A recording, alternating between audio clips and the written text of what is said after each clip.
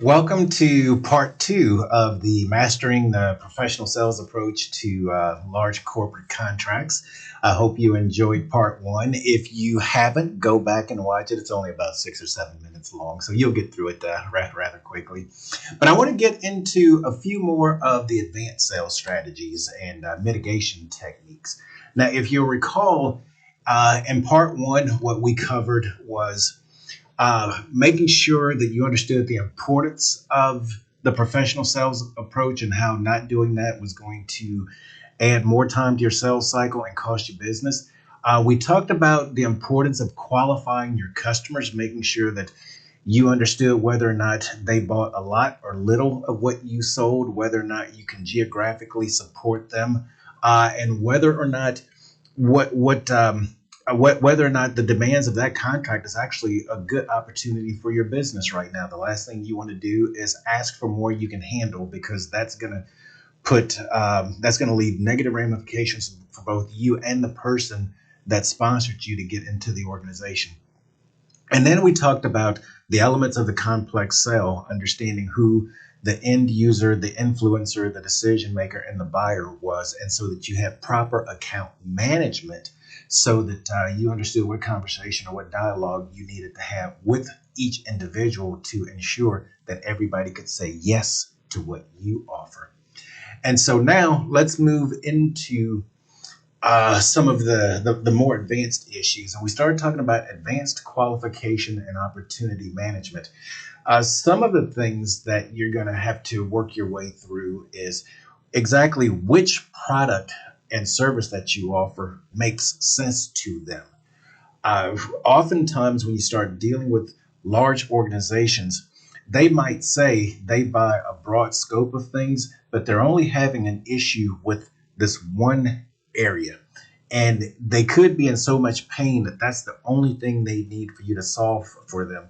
So rather than you going to them and trying to talk about everything you do, you want to try and qualify them around the single most important thing that A, drives longer term revenue for you, and B, solves the problem that they have.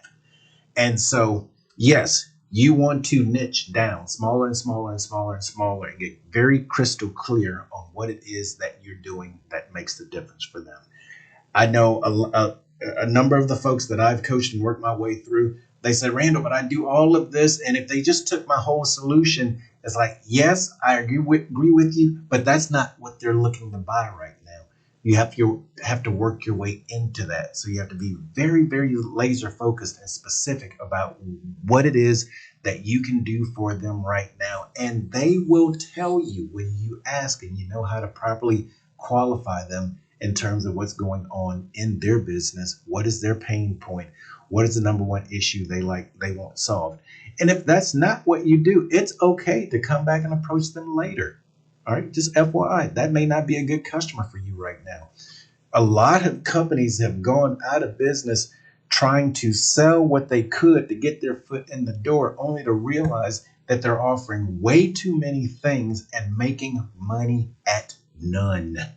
So that is the biggest reason I see a lot of small business owners failing and going out of business is they ended up taking on business that just wasn't right for them. It wasn't what they did best. And so they couldn't leverage it. They couldn't build a business around it. I want to talk about, in this case, and this kind of follows upon what it is we were just talking about, identifying potential challenges early in the sales process. Some of the challenges that you're going to come across is, and I really hate this one, an unclear value proposition. I think if you properly qualify the customer, you're going to have the right value proposition. I think you're going to come across an issue of, do you have the right pricing model? And I think you can get into a good negotiation if you have the right value proposition. Companies will oftentimes talk about buying on price, but what they really want is value. If the value's not clear, they're not going to pay the premium of what you offer over someone else. One of the other challenges you're going to have is relative to your larger competitors. It makes a lot of sense that they charge market for what they charge.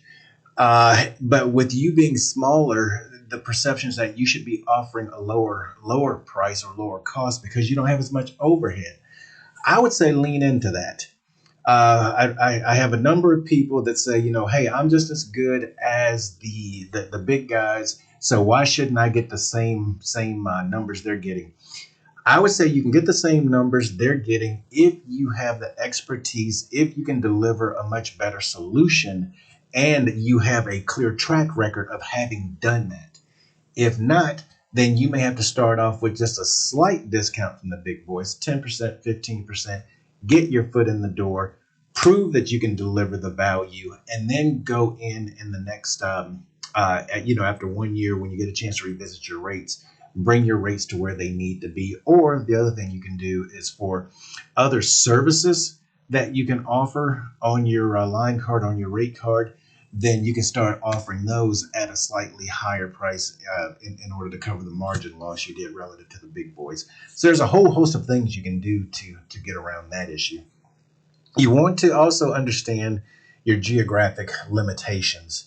And what I would tell you there is you can start looking at a pilot project, and you can look at a pilot project to do proof of concept, and then you can look at a rollout strategy where you can start talking about how you implement over a course of time to different locations.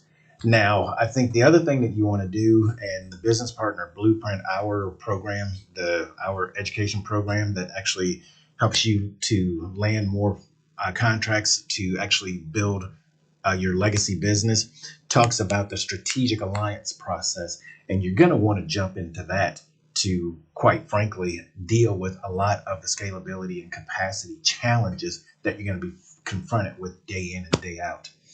And the other thing that you're definitely going to want to do is make sure that you are listening to your customer for continuous feedback. And you want to do that constantly, almost at every single iteration, because that's going to help you to make sure that you're delivering what the market is expecting.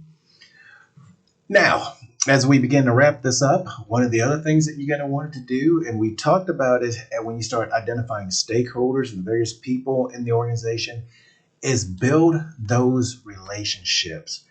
One of the key things when it comes to corporate contract is they want to know you before they need you.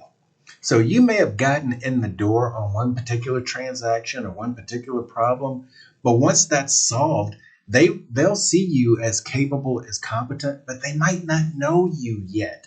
So when we start talking about building and maintaining relationships, we're talking about the role of post-sale relationships in long-term success. What are you talking to them about in terms of industry trends that you're seeing? What are you talking to them about in terms of what their competitors are doing that they aren't doing? What do you see as things that are coming down the pike that could impact their business? What are you doing in terms of talking with them about who they are as people, where they are with regard to how they are progressing in the organization, some of the challenges that the organization are having? How do you become that trusted advisor for them to understand that your role is bigger and greater than just the products that you sell? In other words, what is that relationship? And then the other key thing that you want to make sure that you keep your eye on is whether or not you are supporting them in other types of events, networking events, professional settings. Is your company offering things like lunch and learns to help invest in continuing education and other types of things? Or can you invite them to various things that helps them as individuals to actually be better at their craft? So all of that is relationship building, whether it's on the golf course or whether it's at an association event. So with that, we've covered quite a bit. I do want to make sure that if you have any questions out there, do leave comments. If you have one from part one and I didn't answer it, go ahead and leave that in the comments below and I will answer all of those.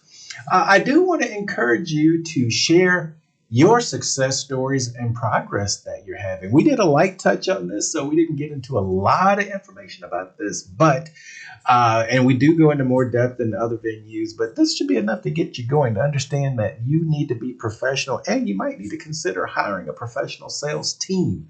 All right. And obviously, we offer the Business Partner Blueprint Masterclass. That's our flagship program that speaks to using strategic alliances, quite frankly, to solve any gap in your current business.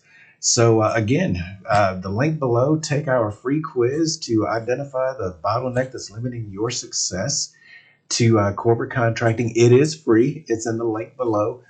Please do subscribe to this channel and share it with your friends. I'd greatly appreciate that. I am trying to get up to over about 5,000 subscribers, so we're a little low right now.